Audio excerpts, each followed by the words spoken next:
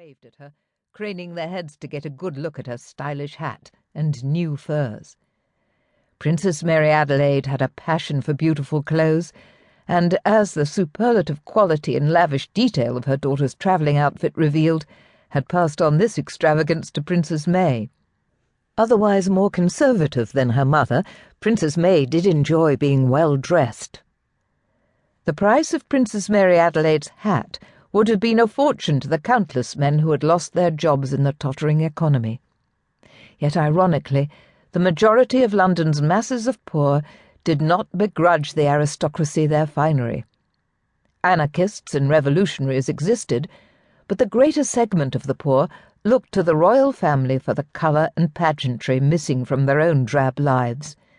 Princess Mary Adelaide, with her ornate jewels and her fine feathers and opulent furs, had become a pet of the public, a substitute perhaps for the mourning queen. Until the invitation had come from Balmoral, Princess May had not expected more than marriage to a sensible man of mediocre means and acceptable rank. She had been only too aware that among the royal houses of Europe, a marriage between herself and one of their princes would have been deemed a misalliance, because her own father, Prince Franz, Duke of Teck, was the son of a morganatic marriage. To add to this difficult situation, the Duke of Teck was penniless, his wife impossibly extravagant, and the family had more than once barely sidestepped the bailiffs. In fact, Princess May's parents had often been the butt of sharp comment among royalty and the aristocracy. Before their marriage, the Duke of Teck, who loved the good life, had been living on his meagre military pay and an occasional handout from the Austrian Emperor. Though oversized, as well as being 4 years older than he, Princess Mary Adelaide was the impoverished Duke's greatest hope come true. Not until after the wedding did he learn that his bride was as penniless as he. Queen Victoria had arranged for the Tecks to live in the south wing of Kensington Palace, where she had been brought up as a girl.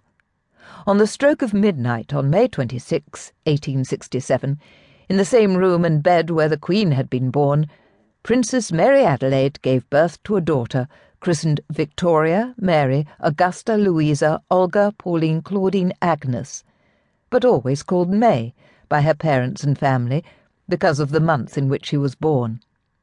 When the new baby was 1 month old, Queen Victoria made a rare expedition to London to see her son's, the Prince of Wales's, first-born daughter, Princess Louise, whom she found puny and pigeon-breasted. After leaving Marlborough House, the Prince of Wales's home, the Queen headed westward in an open carriage and 4 through the densely crowded park to see dear Mary Teck. It seemed strange, she wrote in her journal, to drive into the old courtyard and to get out at the door, the very knockers of which were very old friends. My dear old home, how many memories it evoked walking through the well-known rooms. At the top of the house, in the room that had heard her own first lusty cries, the Queen saw Princess May and deemed her a very fine child, with quantities of hair brushed up into a curl on top of its head. In the next 7 years, Princess May was to have 3 brothers, the eldest being Prince Adolphus. The Tecks were always in humiliating debt. In 1883, when Princess May was 16, they were in such short street, with bailiffs set to seize their possessions, that to escape their creditors they had run off to Florence. There they fell upon the charity of relations and friends. Only the Queen's Grace permitted them to return to England 2 years later to live modestly at White Lodge in Richmond Park. Though not one of the Crown's most luxurious houses, White Lodge had an historic past. On a table in the study of this house, Lord Nelson had dipped his finger in a glass of port and sketched his plan for the Battle of Trafalgar. Edward, Prince of Wales, had been established at White Lodge when he was 17, under conditions of strict security, so that he might be away from the world and lose himself entirely to study. The Prince of Wales was always to think of the house as a prison, and his time spent there a sentence. But the Tecks had found it a prestigious home, and Princess Mary Adelaide, with her great flair for decoration, had added much to its charm, pretentious and overly elaborate though her additions might have been. What saved the Teck family from